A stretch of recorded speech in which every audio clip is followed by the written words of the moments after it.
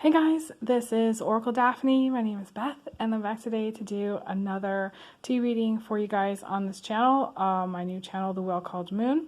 And I had to take a little break, had a procedure done, so I had to take a few days off as well. So I wanted to get back onto this channel and record for you guys, do a little bit different kind of reading than I normally do. I'm doing a tea reading. This is sage and yerba mate and mint, and I think an oregano. It's very herbally and really good. So I'm going to be reading. It's kind of hard to see actually the tea leaves at the bottom, but I can see them, and that's like the main thing. So I'm going to be kind of writing things down as I see things. Before I jump in, I just want to remind everybody that I am still doing private readings. So if you want to get a private reading, you could do so. You'd have to check out my website, oracledaphne.com. Also, once I post this video, I will put in the description box links to donate. You can donate through PayPal, Venmo, or Cash App if you want to donate and support this new channel, support what I'm doing. So yeah, that's basically what's up. I'm also really heavily recording for Instagram, so please check me out over there if you haven't already. So I just want to jump in. Like I said, you're not necessarily going to be able to see I tried to record it, but this tea is actually quite dark. And like some other readers, they record where they don't have liquid in the actual tea in the reading, but in mine, so yeah, you're not going to be able to see it. So yes, there's that. So yeah, the interesting thing, the first shape that I'm seeing actually is like this beautiful, it's actually kind of like, it looks like a reverse moon shape. It has all these stars. Looks kind of like this to it.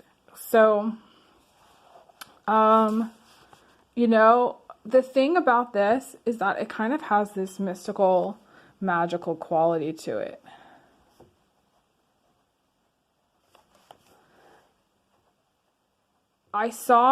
It's interesting, like, there is another account that I love. It's Squash Blossom Vintage. She sells vintage clothing, and she went on this trip, and she went to this vintage store, and this vintage store that she went, on this trip they had like this really cool lamp. It was a lamp that was kind of shaped like on a reverse moon. It had that, and had like all this really cool fringe to it. And so that's what's making me think of. So some of you may actually be into vintage, okay? Vintage clothes, vintage clothing, or, clothing sales, or have like your own shop. Let's just say a shop, with a lot of like kind of interesting things to sell. Could be candles, could be soaps, could be smudge sticks, could be, any kind of, anything that's kind of mystical, magical, kind of like you would think maybe like a new age shop or something like that. So I'm just gonna say smudge sticks.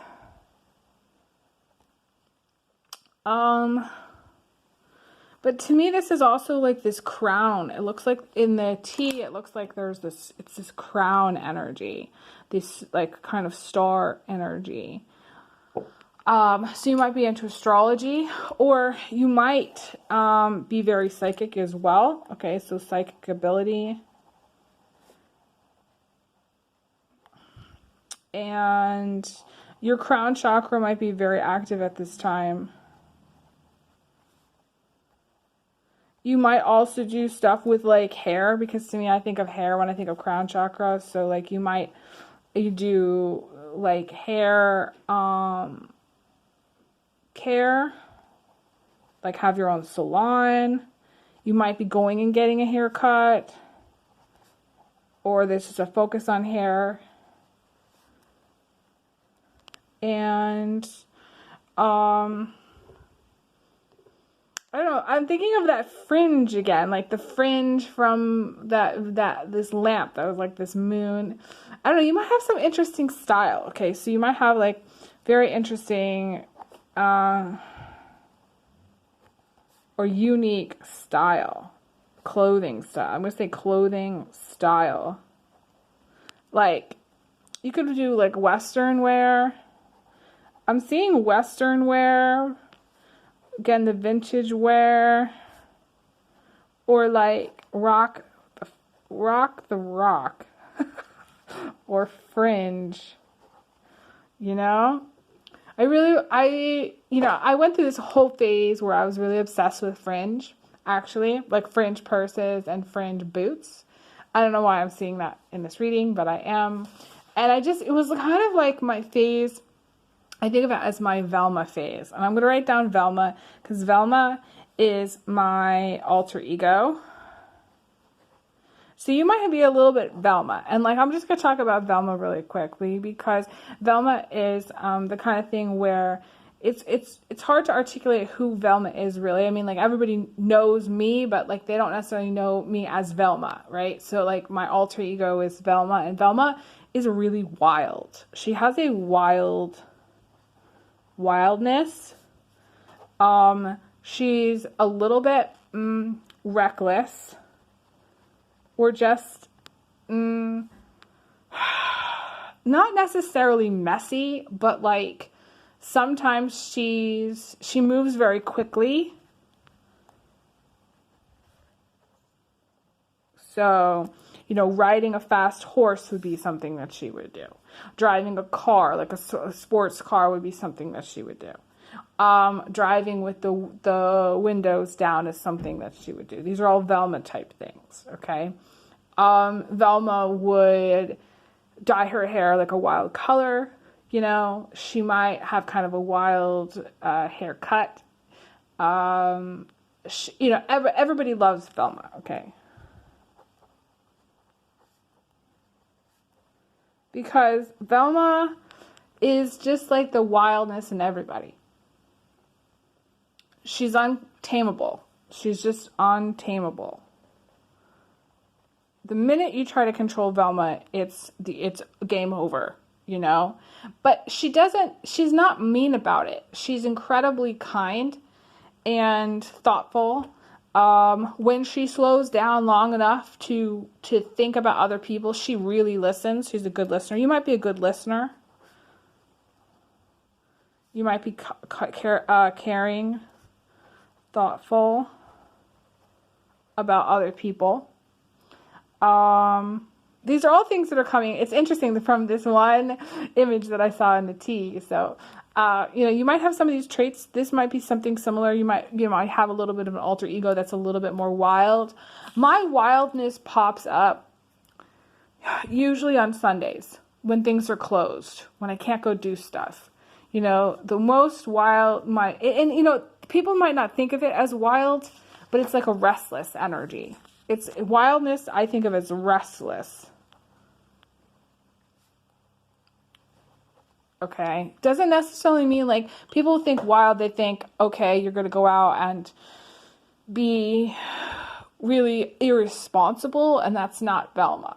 Velma is incredibly responsible, but she has a wildness where she does not want to follow the rules and she doesn't really want to be like trapped in the house. She wants to go out and be out and like have the wind in her hair. It's really important that she connects with nature and move quickly through life. The minute that things start to stagnate, she gets really like claustrophobic. So I would say, so some of you may have a little bit of this energy, at this time when you're watching, a restless energy.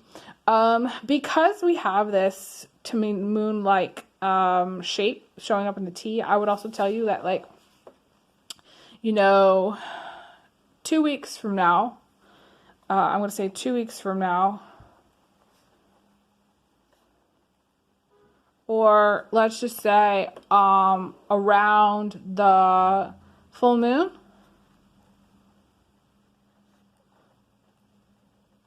the next full moon when you're watching,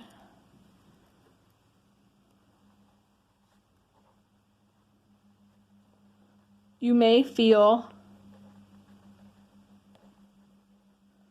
like a sense of restlessness. or like you've forgotten something.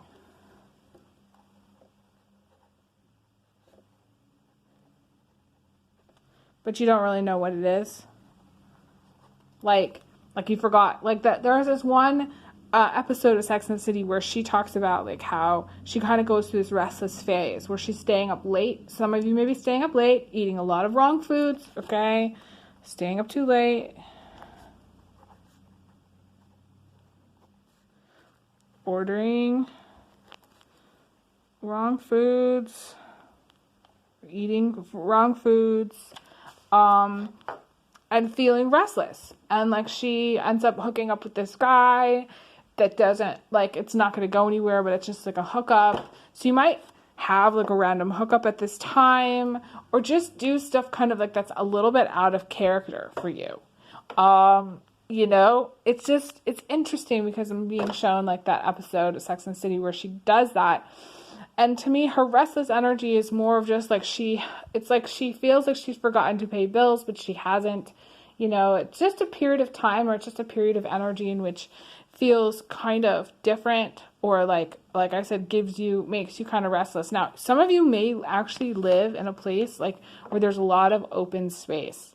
So we're talking Wyoming, Montana, could be even somewhere here in Washington State.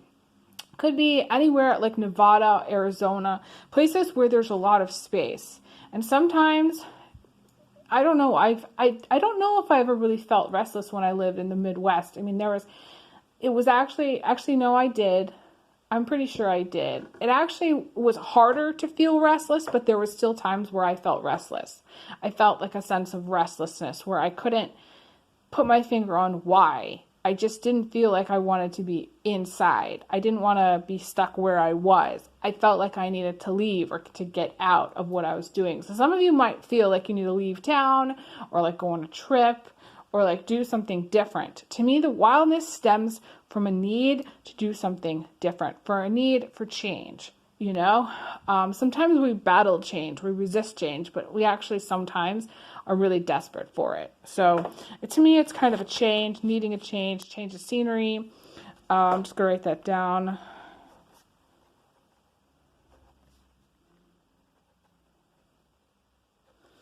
You know, some of you are maybe like roaming a little bit. I'm just going to say roaming. Dating multiple people. Hooking up or sleeping with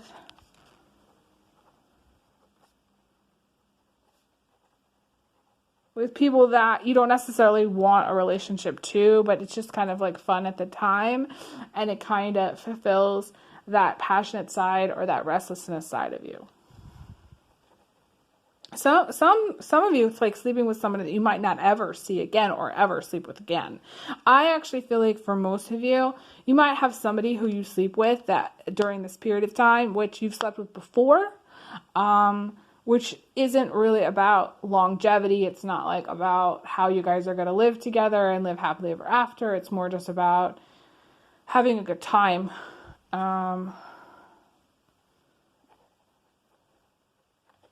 Most guys don't intend to have relationships.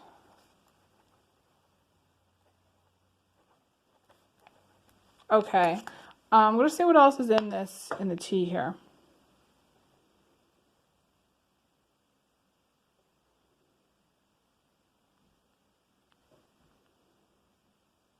Interesting. I see a little heart. I see like a little heart that looks like this from the tea. And I also see this kind of interesting wave shape.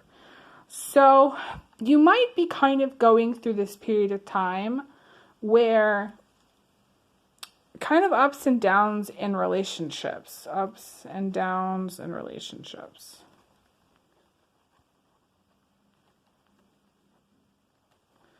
Love might seem elusive, or like love might be separate for you. Like you might feel, because it's kind of just hanging out there by itself. So it's kind of like for you, love might be a little bit unattainable, or you might be a little bit unavailable, like emotionally. to some people, or to the people in your life, a little bit detached. Like you might be going through a period of time where you're kind of in your own, you're doing your own space, and you're not necessarily focused so much on falling in love. But it's like, I feel like there is an opportunity for love. It's just, I'm not sure if you're going to take it. That's the thing. But I also feel like this wave is kind of, I feel like it's positive for some people and it's kind of maybe more rough for others. So like for some people, you might be kind of not necessarily going through a rough patch, but like just having some ups and downs. You could have some mood swings, cravings, you know, things where, you know, you're doing good 1 minute and the next minute you're bawling for some reason, or you're doing 1 minute and that good 1 minute